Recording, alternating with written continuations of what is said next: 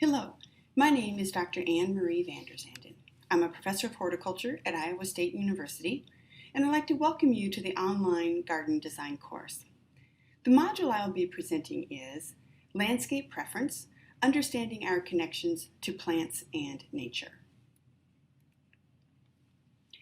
In this presentation, I will discuss what we know about the connections between plants and people to help provide an overarching context for landscape design.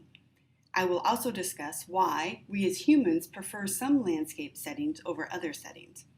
This is broadly termed landscape preference. The concept of landscape preference is grounded in two theories, behavioral theory and humanistic theory. I like to include a brief overview of these two theories because for me, when I first started studying landscape preference, once I understood more about basic human motivation, I started to understand more about why some landscapes are so wonderful to be in, while others made me feel uncomfortable. To get started, I first want to talk about the people-plant connection. There's a large body of research that has explored the impact that plants have on our daily lives and our overall well-being. Two areas of research I would like to mention are related to employees and to hospital patients. In the first study, research showed that workers who could see trees and flowers outside from their workstation reported their jobs to be less stressful and more satisfying, and they also had fewer days away from work for medical ailments.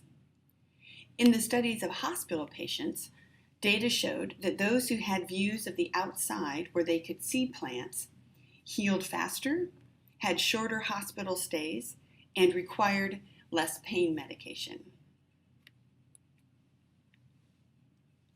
In these two images, I'm sharing two of my favorite or preferred landscapes.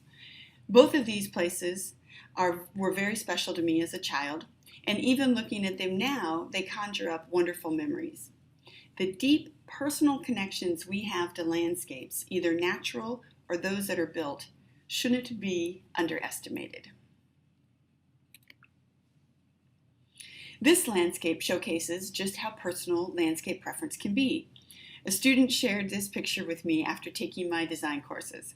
Her point was that this person preferred having a lot of garden ornamentation in their landscape. Next, I will talk about the two different theories that support the broad concept of landscape preference. The first theory I will discuss is behavioral assessment. This concept is rooted in the biological need we as humans have to survive when we are outside. In order for our ancestors to survive the outside spaces they were in, the space itself needed to provide the appropriate habitat. This is the focus of habitat theory. While in these outdoor spaces, we also need to feel safe and protected from danger, such as wild animals. And safety is the basis for the prospect refuge theory. I'll come back to the humanistic theory shortly. The concept of habitat theory is pretty straightforward. As humans, we prefer habitats, or outdoor spaces, that support our survival. Outdoor spaces that support our survival often offer us the ability to moderate temperature and the amount of exposure, such as sunlight, rain, or wind, that we experience. These spaces also provide food and often water, and they also provide some security and shelter. The shelter piece is associated with moderating the temperature and exposure to elements. The landscape in this image is a great example of an outdoor space that supports the habitat theory. You can see the three-sided structure which moderates temperature exposure and provides shelter and security. There is also a water feature present.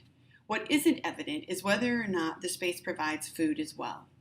In modern society, that may not be as important. However, an important feature in today's landscapes is the use of outdoor furniture or other types of creature comforts that make the landscape feel more like our homes.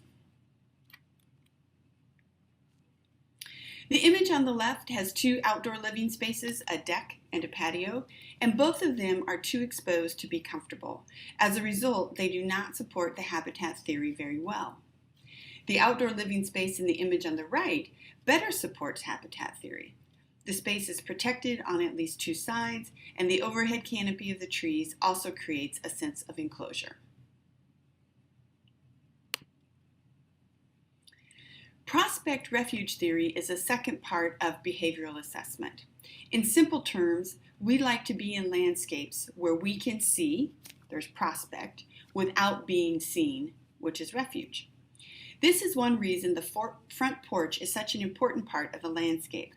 As a homeowner, I can sit on my porch and watch the goings-on of the neighborhood, but due to some strategically planted shrubs, I'm tucked away a little so everyone driving up and down the street doesn't fully see me.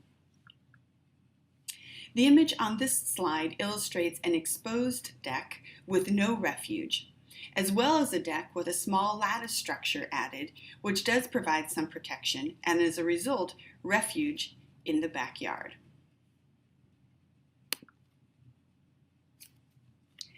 Now that I've talked about behavioral assessment concept as it relates to landscape preference, the next area I want to talk about is humanistic assessment. Humanistic assessment deals with what we learn about a landscape. As humans, we always try to make sense of our surroundings. At a most basic level, it helps us survive being outside. On a more developed level, it helps us enjoy and appreciate being in a space. It helps us understand how we feel in the space and ultimately if we want to stay in that space. Some specific examples of what we process mentally when we enter into an outdoor living space are: does it seem familiar? Are there distinct patterns? And is it engaging mentally, physically, or emotionally? Once we decide to stay in an outdoor space, our mind then starts processing four main factors, and each of these factors significantly influences our preference for a landscape, and include coherence, complexity, legibility, and mystery. Coherence is the underlying feel that a landscape conveys. A landscape with coherence has a sense of order to it, and often this sense of order comes from repetition of individual elements in the landscape. A coherent landscape fits together. In this image, the landscape exhibits a lot of coherence because of the repetition of curves, plant materials such as shrubs and ground covers, and the green colors.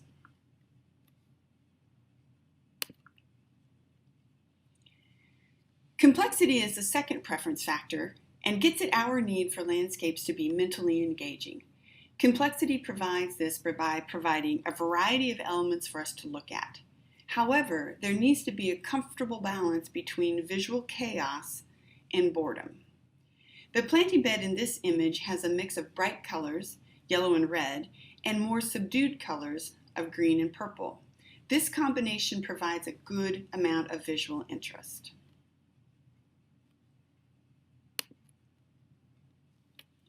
Legibility is the third factor that influences landscape preference. The concept of legibility is important because it is the factor that enables us to understand or read a landscape. For example, when we walk into an outdoor space, one of the first questions that enters our mind is, will I get lost if I venture into the space? Can I find my way back to the starting place? Are there clues that will help with my wayfinding? This image shows pathways, arbors, over the paths, and focal points that all help guide a person through the landscape. Each of these can be considered visual cues that help a person know how to move through the space.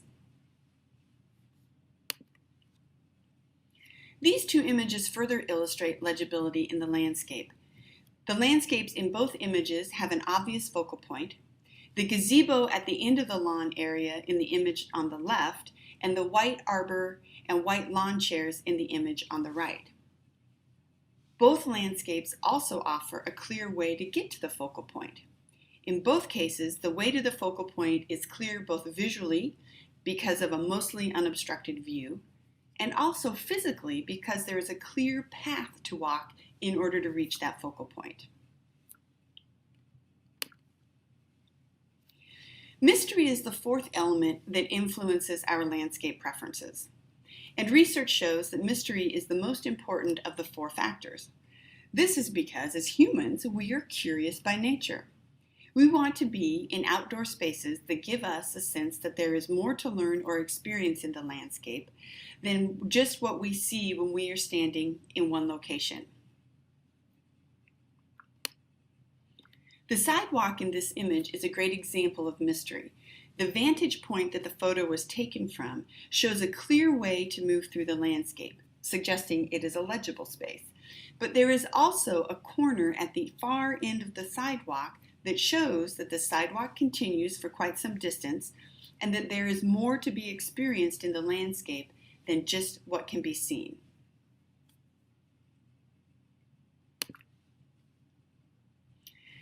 The image on the left gets at the age-old question, what's around the corner? There is a clear way to explore that, but it is unclear where the path ends, which provides a sense of mystery. The image on the right makes a person wonder, what is behind the gate? Because you can see through the iron gate, it is clear that there is something of interest on the other side, but you won't know exactly what is in there until you open the gate and begin to explore that part of the landscape.